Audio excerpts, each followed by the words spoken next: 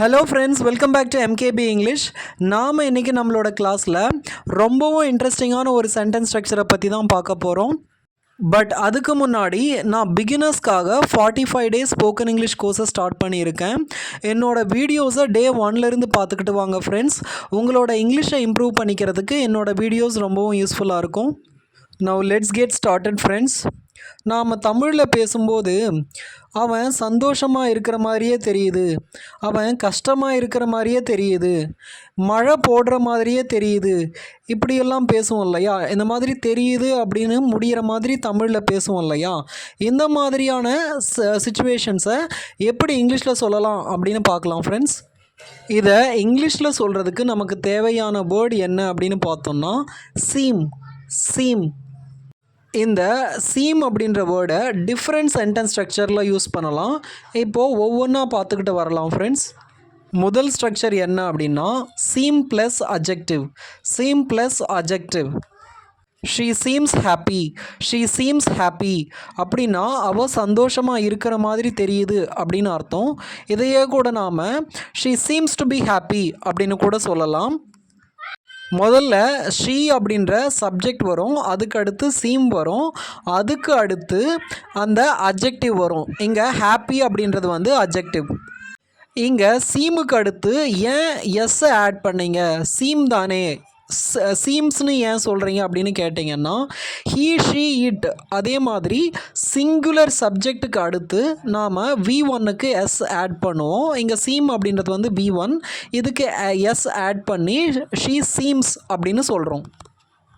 இதோட அர்த்தம் வந்து அவள் சந்தோஷமாக இருக்கா அப்படின்னு இல்லை, சந்தோஷமாக இருக்கிற மாதிரி தெரியுது. மேபி அவள் ஸ்மைல் பண்ணலாம், இல்லை அந்த முக தோற்றம் வந்து சிரிக்கிற மாதிரி தெரியலாம். ஸோ இதை வச்சு தான் நாம் ஷீ சீம்ஸ் ஹாப்பி அப்படின்னு சொல்கிறோம். சீம் அப்படின்னா அது மாதிரி தெரியறது, ஒரு இம்ப்ரெஷன் கொடுக்கறது.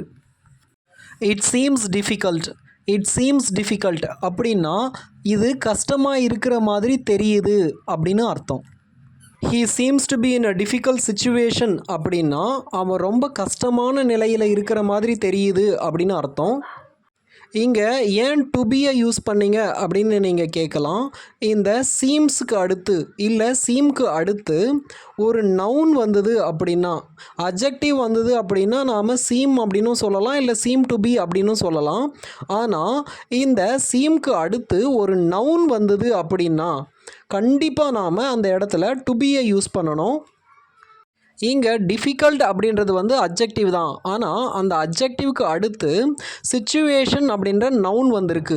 இந்த மாதிரியான நவுன் வரும்போது நாம் கண்டிப்பாக டு பியை யூஸ் பண்ணணும். You seam to be in a good mood அப்படின்னா நீ நல்ல மூடில் இருக்கிற மாதிரி தெரியுது அப்படின்னு அர்த்தம்.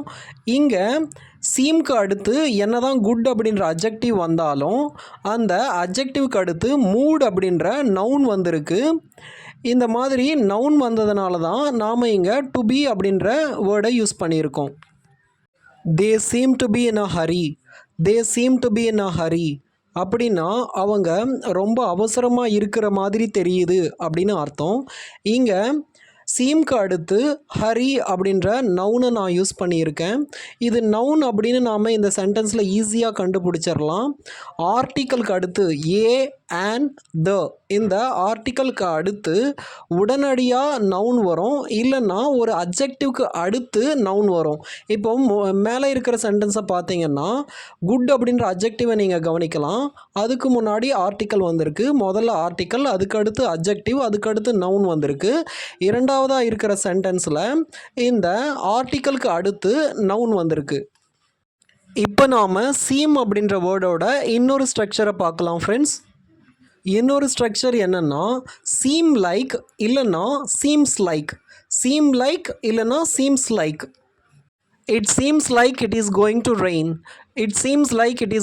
ரெயின் அப்படின்னா மழை போடுற மாதிரியே இருக்குது அப்படின்னு அர்த்தம். இதுக்கு முன்னாடி நான் சீமுக்கு என்ன அர்த்தம் சொன்னனோ அதே அர்த்தம் தான் இங்கேயும்.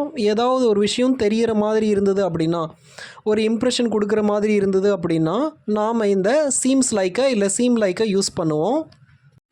இந்த லைக்கை நாம் சீமுக்கு பக்கத்தில் எப்போ ஆட் பண்ணிக்குவோம் அப்படின்னா, லைக்கு அடுத்து ஒரு சென்டென்ஸை நாம் கனெக்ட் பண்ணும்போது தான் நாம் இந்த சீம்ஸ் லைக் இல்லை சீம் லைக் அப்படின்னு சொல்லுவோம். It seems like it is going to rain அப்படின்னா மழை போடுற மாதிரி இருக்குது அப்படின்னு அர்த்தம் இல்லையா?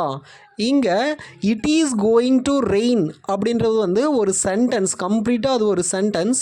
ஒரு சென்டென்ஸை இந்த சீம் கூட நாம் கனெக்ட் பண்ணும்போது அதுக்கு இடையில் லைக் அப்படின்ற வேர்டை சேர்த்துக்குவோம். It seems like it is going to rain.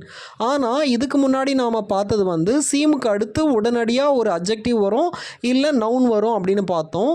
Seem like அடுத்து ஒரு மிகப்பெரிய சென்டென்ஸே வரும். நாம் இங்கே இட்டுக்கு அடுத்து சீம்ஸை யூஸ் பண்ணியிருக்கோம். நான் ஏற்கனவே சொன்னது தான், ஹீ ஷீ இட்டுக்கு அடுத்து சீம்ஸ் அதாவது எஸ் ஆட் பண்ணணும். ஆனால் ஐயூ வி தே அப்படின்ற ப்ரொனவுன்ஸ் வரும்போது நாம் எஸ்ஸை ஆட் பண்ண வேண்டிய அவசியம் இல்லை. You seem like you are enjoying this, you seem like you are enjoying this அப்படின்னா நீ இதை ரொம்ப என்ஜாய் பண்ணுற மாதிரியே தெரியுது அப்படின்னு அர்த்தம். இங்கே நான் யூக்கு அடுத்து சீமை தான் யூஸ் பண்ணியிருக்கேன், சீம்ஸ் அப்படின்னு சொல்லலை. ஏன்னா ஐயுவிதேக்கு ஐயுவிதே இந்த ப்ரொனவுன்ஸ்க்கு அடுத்து நாம் சீம் தான் யூஸ் பண்ணுவோம், எஸ்ஸை நாம் ஆட் பண்ண மாட்டோம். அதே மாதிரி இந்த சீம் லைக்கு அடுத்து யூ ஆர் என்ஜாயிங் திஸ் அப்படின்ற சென்டென்ஸ் வந்திருக்கிறத கவனிக்கலாம். இந்த மாதிரி சென்டென்ஸ் வரும்போது தான் நாம் சீம்க்கு அடுத்து லைக்கை யூஸ் பண்ணுவோம். அவ்வளோதான் ஃப்ரெண்ட்ஸ். இந்த வீடியோ உங்களுக்கு பிடிச்சிருந்தது அப்படின்னா லைக் பண்ணுங்கள், மறக்காமல் என்னோடய சேனலுக்கு சப்ஸ்கிரைப் பண்ணுங்கள் ஃப்ரெண்ட்ஸ். தேங்க்யூ.